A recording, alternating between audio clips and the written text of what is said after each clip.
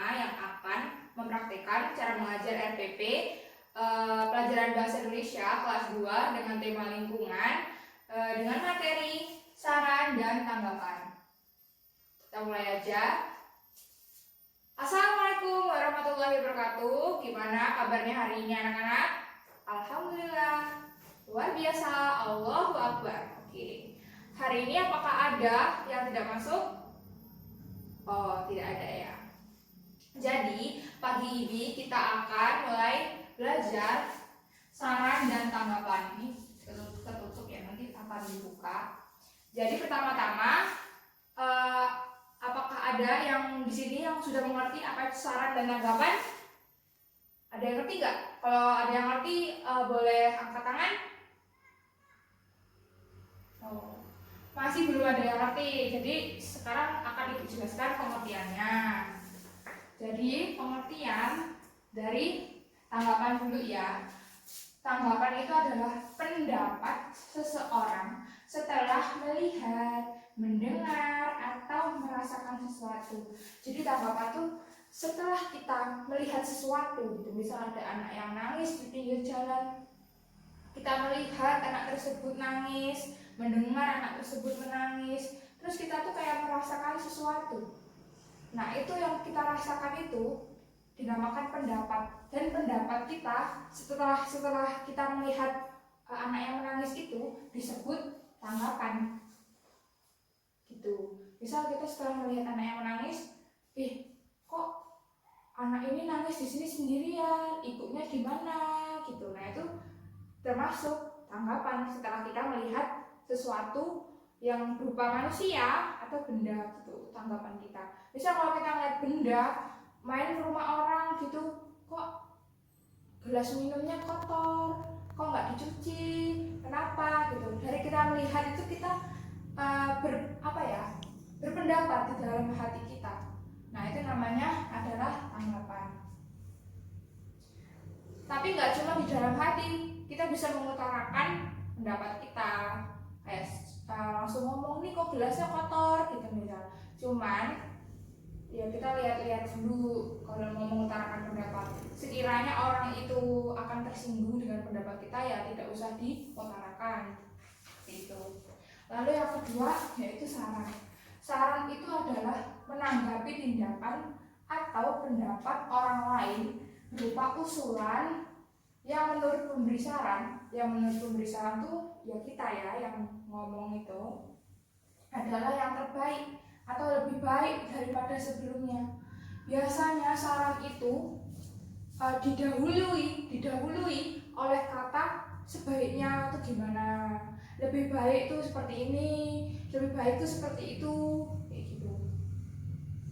Kalau kita setelah melihat tindakan seseorang, kita memberikan saran. Semisal melihat anak kecil, terutama kayak orang yang telah dekat dengan kita, saudara, apa teman yang merokok gitu misal masih kecil, kita memberikan saran, kamu sebaiknya tuh jangan seperti ini, jangan merokok karena kamu masih kecil, merokok itu tidak baik untuk kesehatan. Nah, jadi saran itu biasanya ya selalu menggunakan terbaik, lebih baik itu gimana biar saran kita itu akan merubah seseorang itu. Gimana caranya? Saran itu membuat seseorang lebih baik daripada sebelumnya, kayak gitu. Oke, kita akan buka ini. Di sini ibu punya gambar. Ada seorang anak nih, cewek yang sedang mencoret-coret tembok menggunakan spidol. Setelah melihat ini, gimana pendapat anak-anak semua? Kok anak itu nyoret-nyoret tembok? Kok temboknya dicoret-coret? Apa nggak kena marah sama ibunya? Ibunya di mana kok nggak ngomongin anaknya? Gitu kan pasti pendapatnya. Nah, sarannya itu gimana?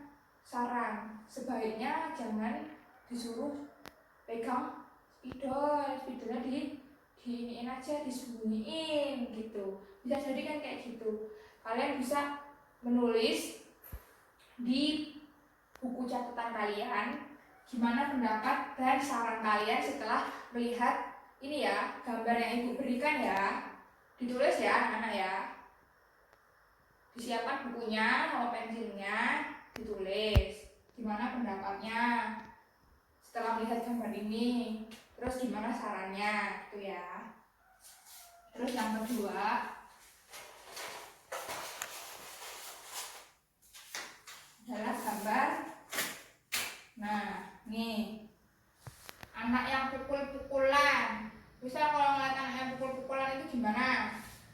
Lihat anak pukul-pukulan di rumah, main tapi kok malah pukul-pukulan. Di sekolah juga kayak gitu. Apa ayo yang sering berantem di sekolah?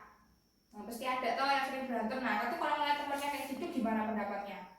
Nah, temennya kayak gitu, ayo terus pukul-pukulan aja. Masa kamu kayak gitu kan nggak mungkin toh. Pasti kayak gimana berhentinya? Jangan pukul-pukulan loh, nanti kena marah bu guru gitu misalnya, apa gimana gitu. Terus sarannya gimana? Sarannya jangan deket-deket dulu, apa suruh panggilin bu guru biar disuruh melerai gitu. Nah, bisa ditulis ya di bukunya ya, buat tugas nanti ibu nilai loh tugasnya. Terus gambar yang selanjutnya, amazing. Nah, gambar ini masih anak SD. Ini anak belum bisa cari duit, belum bisa apa ya, cuman bisa ngabisin duit aja. Kalau kayak gini kan mengecewakan orang tua toh. Nah, itu kalau anak SD seusia kalian semua, seusia anak-anak itu kalau melihat teman kalian sendiri gitu misalnya, melihat teman kalian sendiri ngerokok, itu gimana pendapat kalian? Ternyata gitu. Misal Reno tuh ngerokok loh gitu. Kok temanku ngerokok? Kok bisa ya? Dia tuh dari mana ya dapat duitnya? Dia kan belum kerja. Terus siapa yang ngasih anak kecil rokok? Biasanya kan kalau beli di warung itu kan nggak dikasih anak kecil ngerokok. Siapa? Tak bilangin sama ibunya lah, apa gimana gitu. Apa tuh namanya? Tanggapanmu setelah melihat temanmu merokok. Terus sarannya gimana? Misal kamu dekat dengan teman kamu yang merokok, kamu tuh jangan merokok loh, merokok tuh nggak baik gitu misal, dalam agama tuh nggak boleh gitu misal. Nah, itu bisa dituliskan ya di buku kalian ya, anak-anak semua. Terus yang terakhir nih, ini gambarnya agak sedikit kecil, kelihatan nggak dari kamera? Ya, ini ada bapak-bapak emang udah tua, tapi naik mobil. Udah naik mobil, kok bawa sampahnya sembarangan di jalan raya loh, ini tempat lalu lintas, banyak mobil, banyak motor lewat. Kayak gini kan kalau terlalu menumpuk, sampahnya kan akan menghalangi lalu lintas bakalan.